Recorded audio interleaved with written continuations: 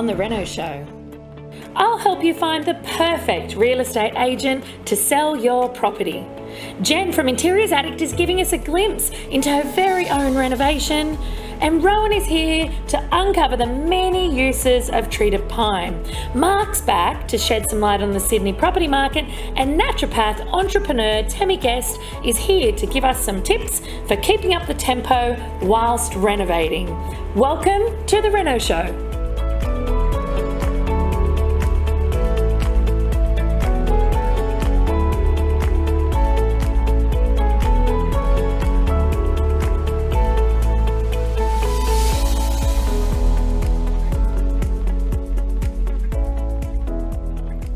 Everyone, it's Naomi Findlay here.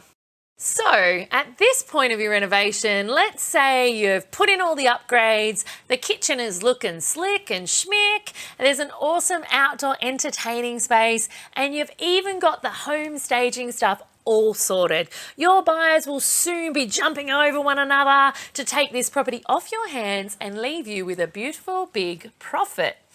Now, how do you make sure that you get the best return that you can possibly get? Who are you putting in charge of making sure that potential buyers see your property in the best light? So you've put in all this effort leading up to this point in time, researching and renovating. The last thing you want to do is make the mistake when it comes to selling. So a wrong move here can literally undo and unravel all the hard work you've put in, costing you thousands in lost profit. So this is all about the marketing. Apple may have invented, in my opinion, the coolest tech products out there.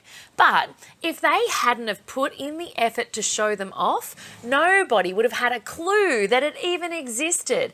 And it wasn't just sticking flyers in university dorms, hoping that people would notice. There was a lot of planning involved. So the same goes for your newly renovated property.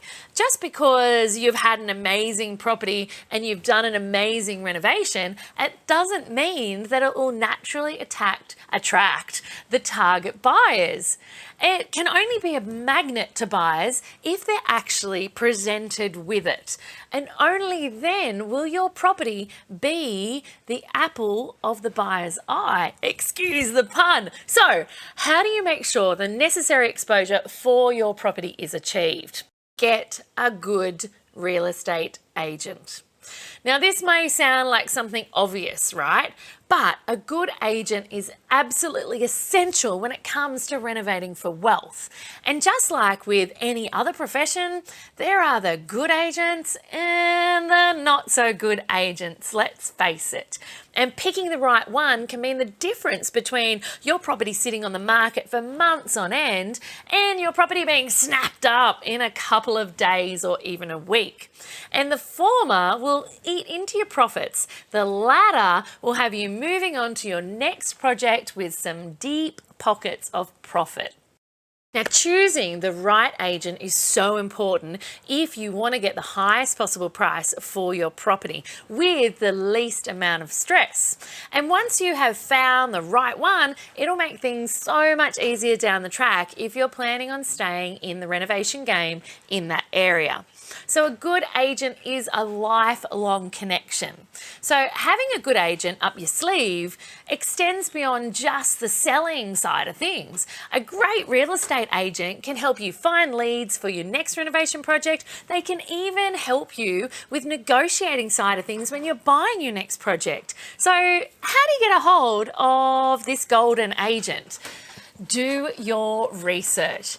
Just like everything else you have done in your surrounding renovation project, do your research on this one because it is super important. The more you do now, the smoother things will run when you're selling and beyond.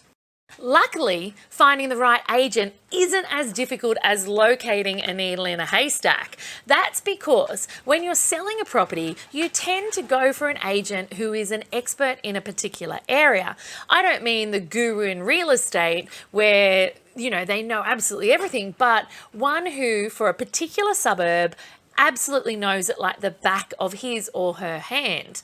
So you could start by looking up other properties currently selling in the area.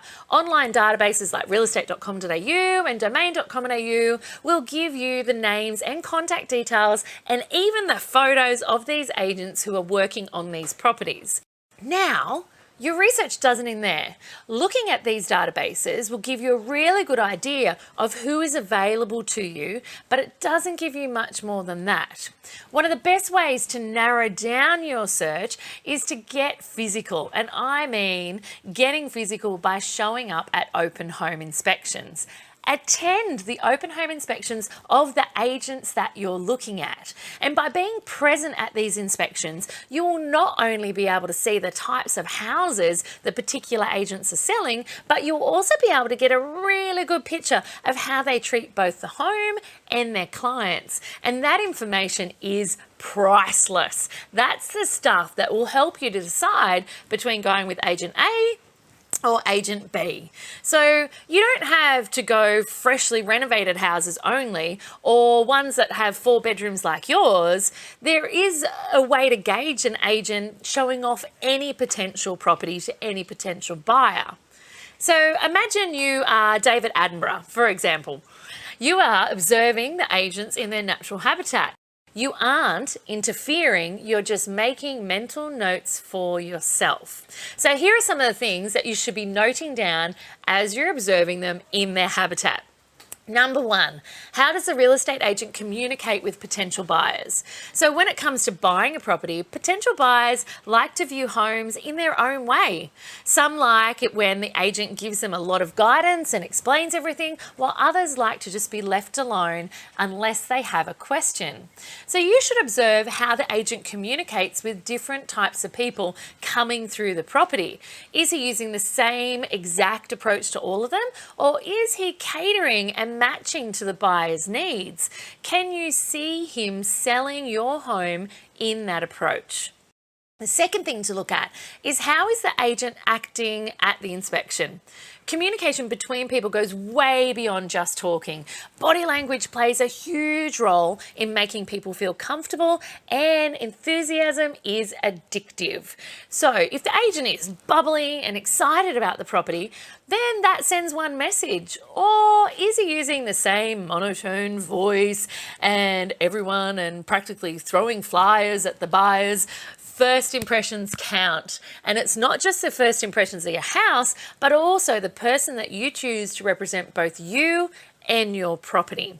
So buyers will feel disinterested if they get a disinterested vibe from the agent. Now, the third thing you need to be looking for is the agent doing follow-up? Did you get a call after you attended the inspection?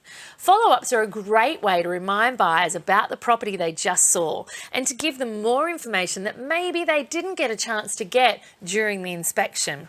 Plus, if a buyer is really interested, they will want to know more about the property, and a follow-up call is a fantastic way to fuel that interest.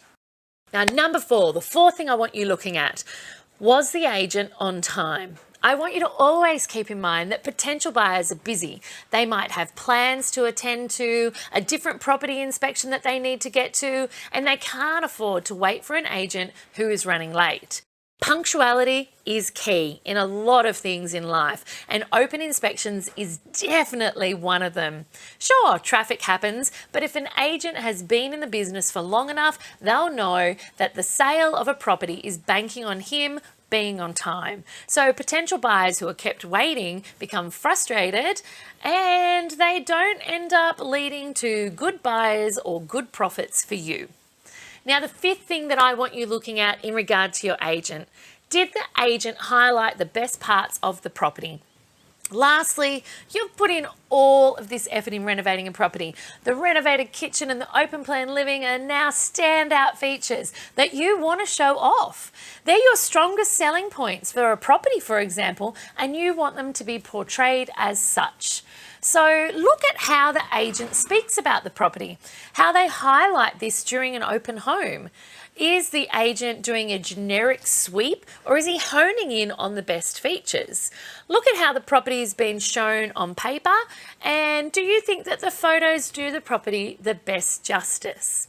So all of these questions and observations will help you zoom in on your perfect agent. And the agent will be an asset far beyond just selling this project at lightning speed and at record price.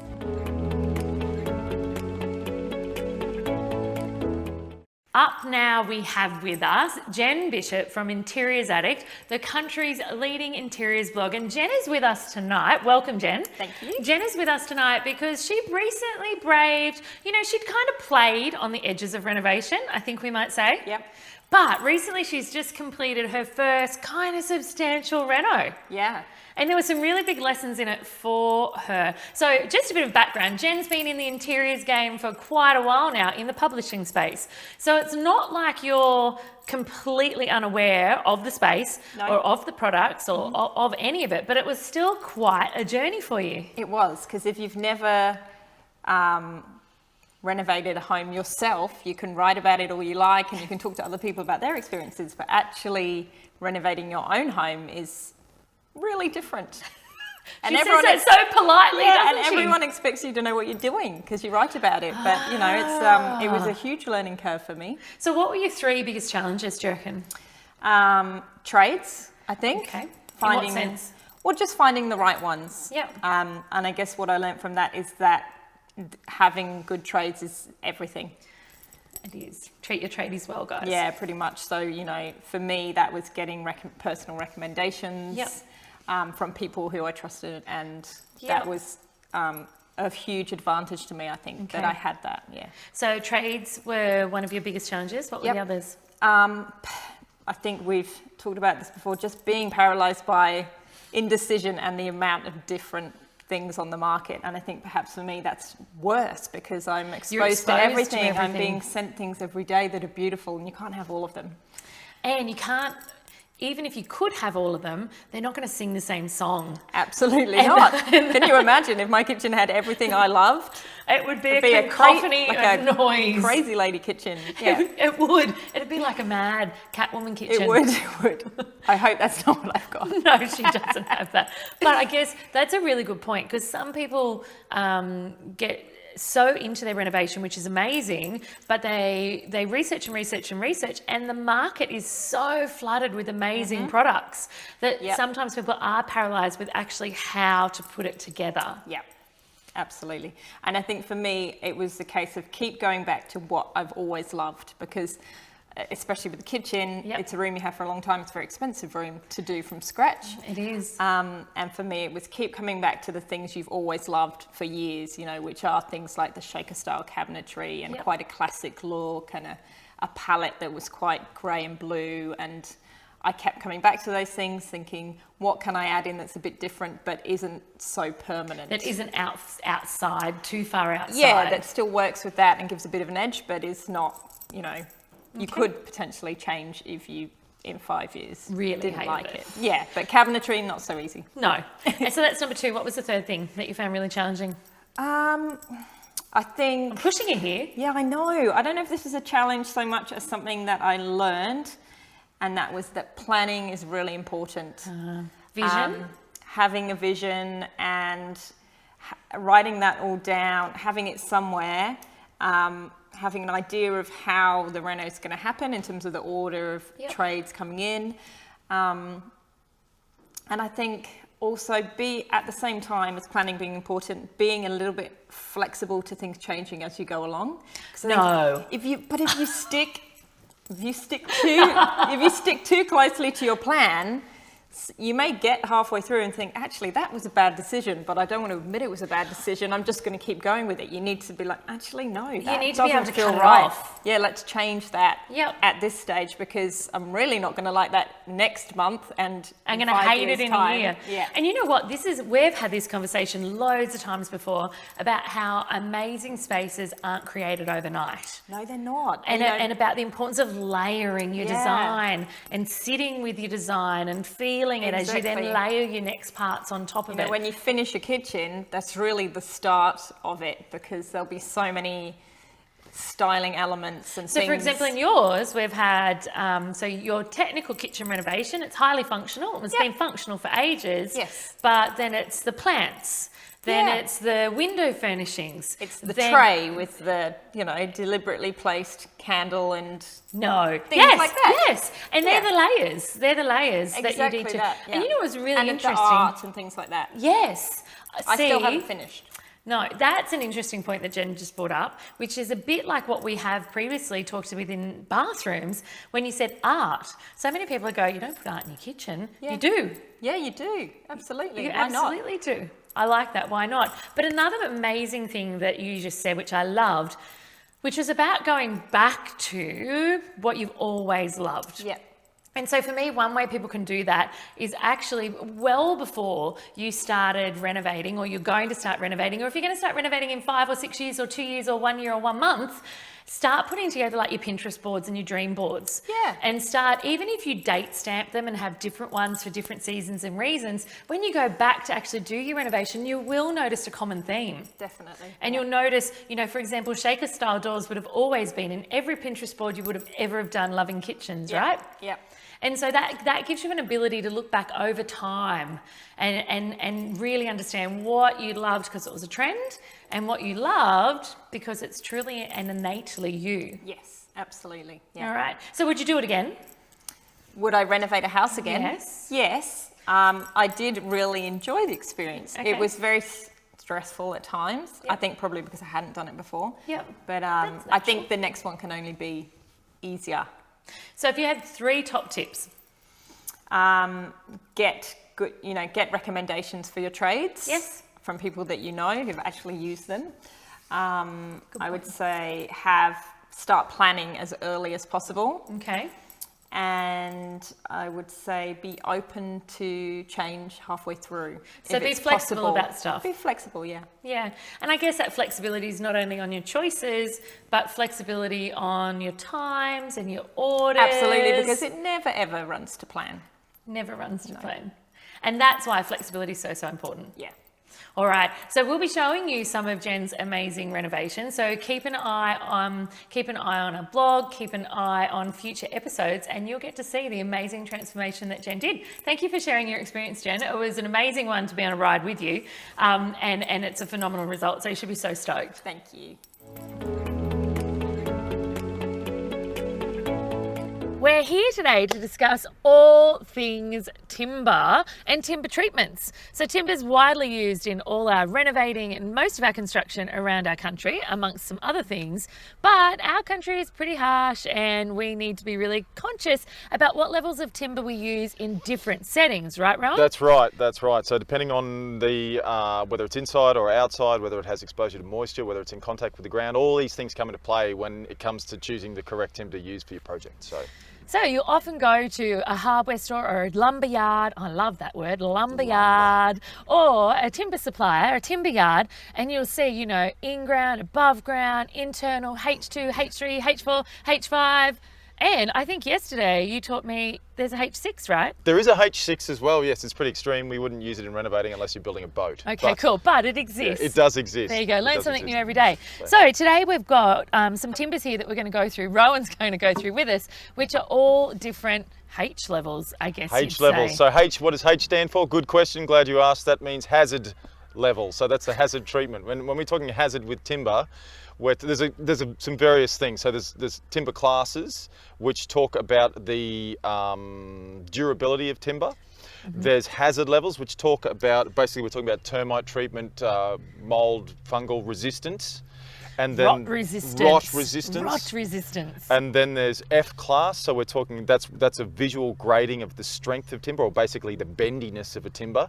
And then we talk about MGP grading as well, which is machine grade pine, which is a grading technique, but they put it under a machine, and it doesn't just test bendiness, it tests things like elasticity and twistiness and shear strength, all those sorts of things. So it can get very confusing. Don't worry too much about it. Any timber yard will tell you what you need to use for your project pretty much, but today we're going to address hazard classes. So we're just going to talk about timber use in and outside of the home and its how it affects what you choose to build with it. So Perfect. Should we start with Big Kahuna? the Big Kahuna, this Big one right here, Kahuna. you can see on the bottom here, it's got a stamp. It says H4, meaning hazard class 4, which means that it's good for external use and it's okay for contact with moisture, but not direct contact with moisture. So you could use that in the ground if it's surrounded by concrete or something like. Oh, actually, you could use that on the ground, but not in the ground. So it can get direct contact with moisture, but it has to have the ability to dry out.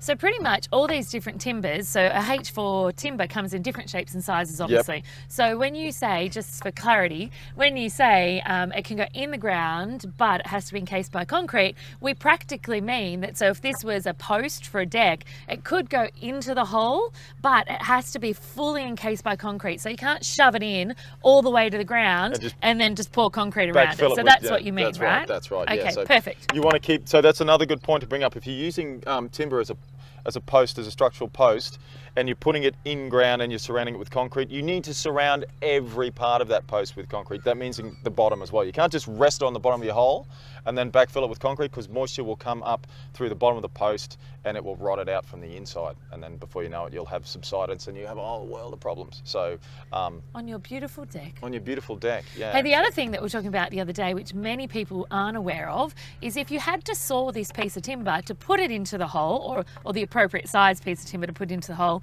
you actually need to apply the same treatment that's on the Yeah, outside of all of this to the cut end. You can probably see you go. here on the end of this one even as well, or that one you can. Look at Oh, this. you probably won't see it as clearly on that, but here you can see this is treated, obviously, and it's got a blue dye in it just to show what the treatment type is. Basically, it's a colour identifier that doesn't affect the treatment at all. So this is the unsawn end, obviously, and at this end you can see where we've cut it, there's no surface treatment there. You can see it's only a surface treatment, so it's just to discourage borers and fungal treatment from the outside, obviously. But if you cut your treated timber, you need to make sure that you treat your cut ends as well, just to ensure that it's protected. Otherwise, you void the warranty on it, basically. And don't So- freak out about that. You don't need to send it back to a factory to get treated. Yep. You can literally buy the product, In a little tin and topically just- apply Yep, it. that's it. after Winning. your cuts. Yep, Winning. no All right. problems at all. Okay, H4, done. H4 done. Do you want to talk about these ones? Go for it. Okay, so this is a H2. I don't know if you can see the stamp there, but it says H2F here, and then it's got a number here, which I believe is actually the I think that's the mill number, so it might be the plantation that it's come from. But yes, you can see it's treated with, it's LOSP treated, so that's a light organic solvent preservative, which basically just carries the chemicals that are used to discourage borers and termites and things like that. And then they've dyed that blue so that when this is all in a stack in the timber yard, they go, oh, the blue ones we know are H2s. And then this one here, which is a H3, you can see is green in colour. So same purpose, but then they just go, oh, we know the green ones are H3, so they go straight to that pile. and pick So H3s up. usage-wise, where would I use a H2 to a H3? Can you Well, help everyone H2 out? is, okay, so H2 is internal, some wetting, no leaching, and then H3 is, that could be, you could use that externally, but not In contact, in with, contact ground. with the ground. So, Cool. yeah. So you could use a H3 for a bearer or joist on a deck. You could do, yes, Okay. yes. Or if you're building, I don't know, like maybe a pergola or something like that like outside. a pergola roof. Yeah, a roof or something the like that, so framing, you know yep. it's going to get some exposure to moisture, then you'd probably be leaning towards a H3. Cool. And what about this puppy? Well, this is MGP 10, so that's the strength grade of that one, and it's untreated. So that one, Internal only. Try and avoid contact with moisture if you can. Yeah. Winning. So there you have it. There's a pile of different ways we specify our timber. One of them is the hazard rating, Hazard rating. which pretty much if you're looking to do anything outside of your home, you need to know about. Yep, that's right. H3 outside generally, and H3 and higher. So it goes from H1 to H6. H3 outside, anything lower inside. Perfect. Thanks, Ron. No worries. Now, never last nor least, Yep. let's shift to our home state of New South Wales. Yep. So I cannot have this show without talking about Newcastle, my home city. So let's quickly touch on Newcastle before we head to the big humping Sydney. Yeah, sure. So when it comes to Newcastle, like we're the second biggest city in New South We Wales. are. And Don't tell anyone. It's becoming a city. It's gone from like a regional town to a It city. has. Used to be a coal port and Steel City was all it was known for. Yep. It's still the world's biggest exporter of coal as far as the harbour goes. Yep. But that was recently traded and a Chinese-backed bank has actually taken a 99-year lease on it. With another capital arm, and they're looking at alternate uses for that port. They've already expanded the cruise ship side of things. Yes. They've got cargo coming in and out of there now as well as the coal. But So even though people are going coals all down and out, Newcastle actually has a pile of other things happening. oh, definitely. So growth drivers we look at. I spoke at Cityscape in Korea, South Korea recently, Yep. and they're looking at what areas are emerging. Yes. And Newcastle, when you add up all the drivers, we've got a RAF base that's got multi-billion-dollar contracts over Yes. many years. We've got a huge health sector. We've got education. They're bringing unis into the city. Yes. 3,500 students, plus they're expanding, plus Japanese have just bought a building and they're going to convert it to a boutique university. Yes. Then you've got great employment, great construction, properties going well, hour to the vineyards. So these are all things that are driving Newcastle, and we've seen extremely good growth in the city, and it's rippling out to, say, Lake Macquarie as well. Absolutely. And a lot of people are saying that Newcastle has completely followed and bumped off Sydney, and that we're going to dive when Sydney dives. Yeah, so historically, Newcastle used to follow Sydney because we were just like the little sister. I'm so glad you said Oh, sister no. and not brother. We Little could have said it sister. like, we were the little sister. That's because we didn't really have any growth drivers other than what was going on in coal or New South Wales economy. Yes. Now it's got its own story. Okay. And what we're seeing is people exiting markets like Sydney and Melbourne where they've done really well and they're coming for the lifestyle, the jobs. Yes. And we've got 8 beaches within minutes of the city. Literally. And I live pretty much 300 metres from the beach, and my office is 400 metres away, and ... And we've got restaurants and everything right near us. Newcastle's one of those places you can have it all, and that's driving growth. Okay, we're totally never putting this to air because I don't want everyone to know that Newcastle is where we have it all. Oh yeah, the best kept secret. That's right. Not anymore. Not anymore. Yeah. And so what about Sydney now? Yeah, so Sydney is still undersupplied. So if you talk to someone like Dr. Andrew Wilson or any of the sort of economists Yes. out there, Tim Lawless from RP Data, they look at Sydney and they say, okay, yeah, it's coming off the boil because, again, the Asian influence on the market was huge. The fact that we've had such strong growth for such a long period of time, income versus the cost of living Yes. there, and all of these things that go with it. But there's no doubt it's still undersupplied. It's still growing rapidly. It's a 4 to 5 million person population. And people don't want to commute 1.5, 2 hours to get into Sydney, so they want to live in there. If Yes. you want to live in there and there's more people than there is property, then you're going to have upward price So pressure. we're talking back to the old-fashioned, simple supply and demand. Supply and demand. And I suppose, I've kind of indicated that on all the markets we've talked about. Yes. If you can find something that's hard to replicate, then you're going to have more demand than you are supply. In Sydney, those suburbs in the city, those Surrey Hill suburbs, the Inner West, the Paddingtons, Yes. Redfern has come a long way. It's one train station stop from the Huge city.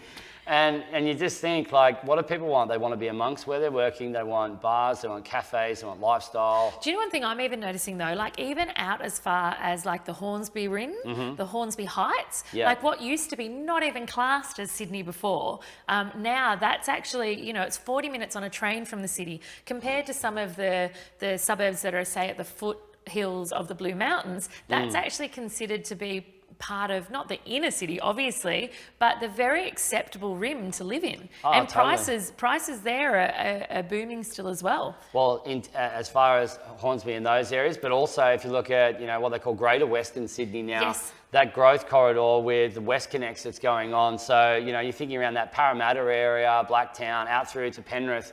They were areas that used to be so far flung.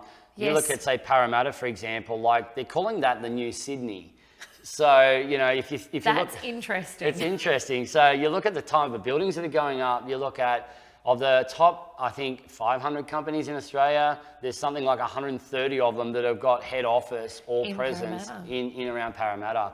So That's actually a big significant. stat. That is significant, isn't it? Yeah, very diverse culturally as well. Lots of population there of people that have moved over, immigrated, or So pretty much what you're saying to me with Sydney. So we've got this big bubble and this big balloon, and everyone's waiting for someone to come out of Pandora's box and pop it.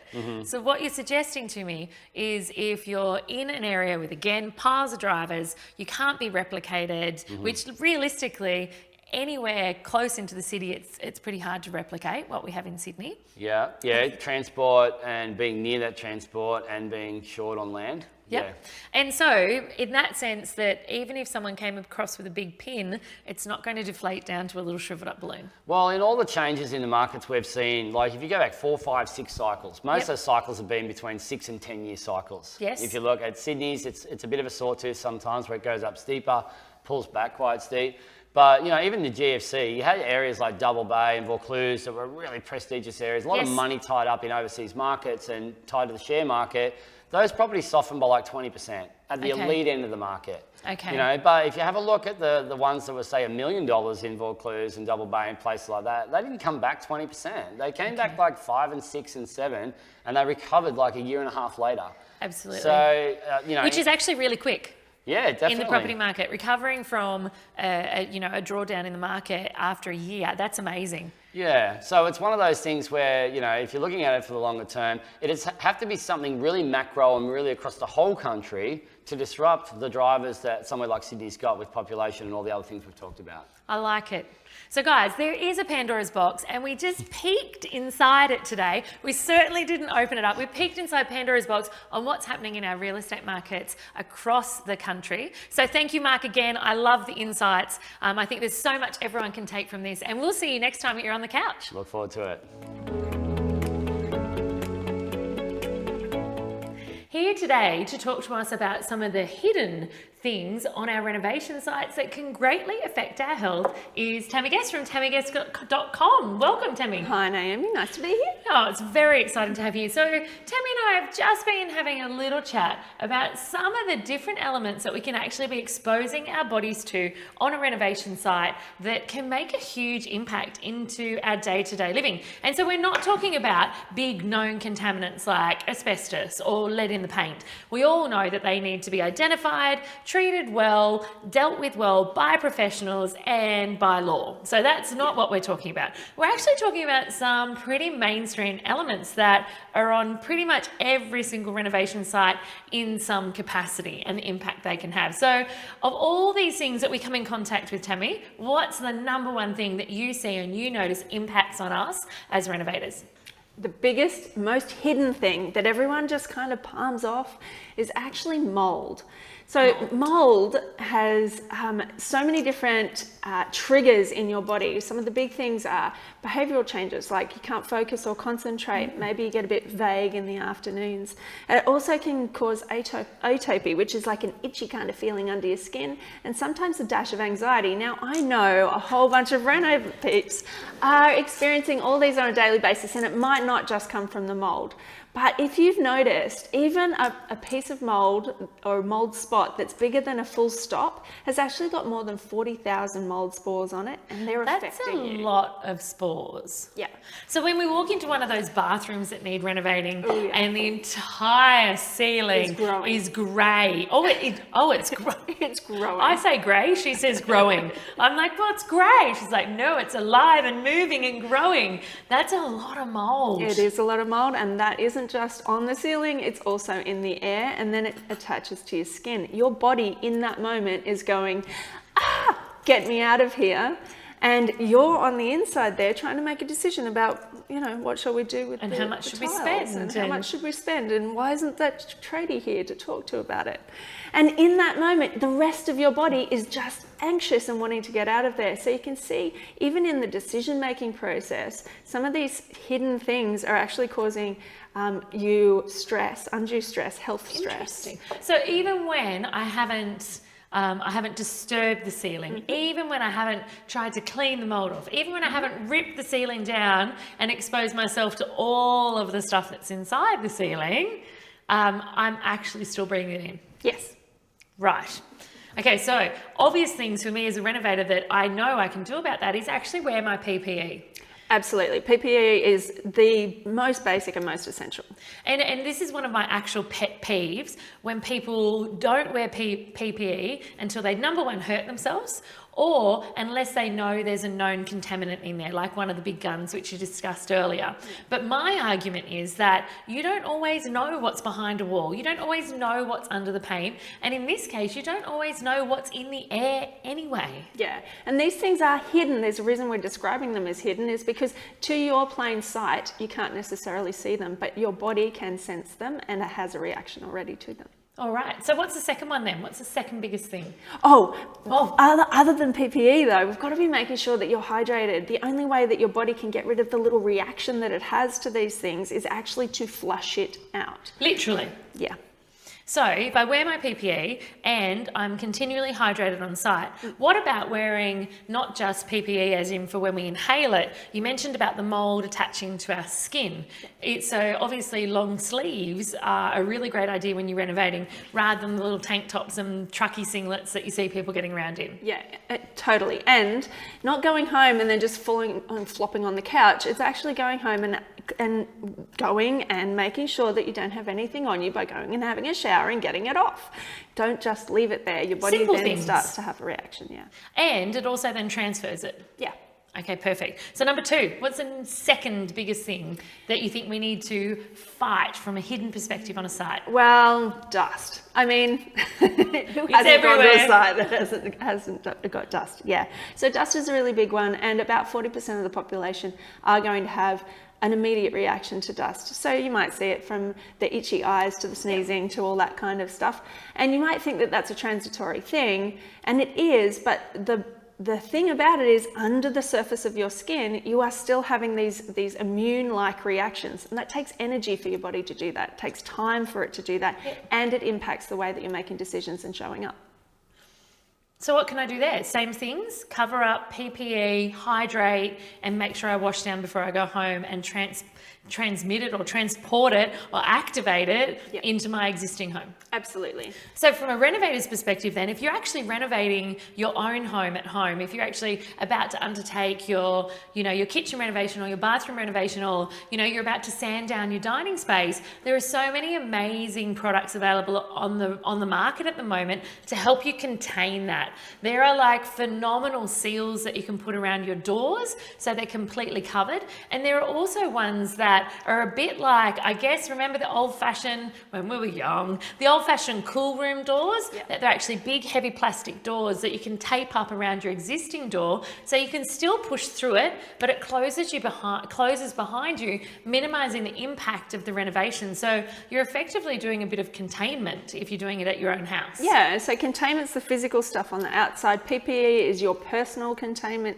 And then on the inside, if you're making sure that you've got water on board, and the other thing is antioxidants. Now, antioxidants are found in all sorts of plants. There's a reason why they have this amazing ability to create oxygen for us. They're antioxidants. So what they do is make sure that any free radical damage that you have from these hidden things is actually swept up and contained on the inside. So antioxidants, you can buy them in a bottle. We've talked about Good job. I'm glad we can buy them in a bottle. Easy way. Yes. And then other antioxidants, you could be having a green smoothie. So they don't taste as bad as you think they do.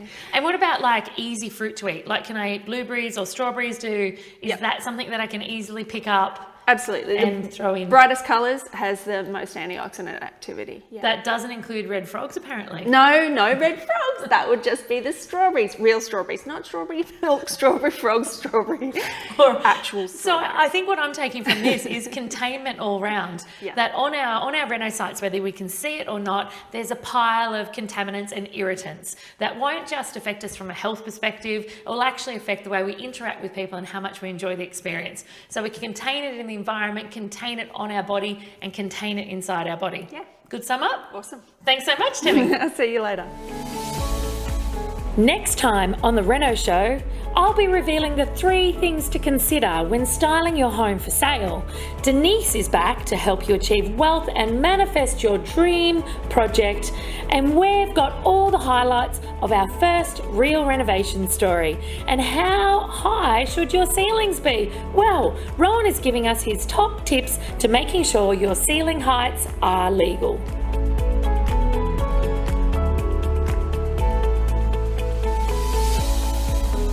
Remember to like and subscribe to our channel to receive weekly renovation and lifestyle inspiration. If you have a question about today's show, leave a comment below and we'll be sure to get straight back to you.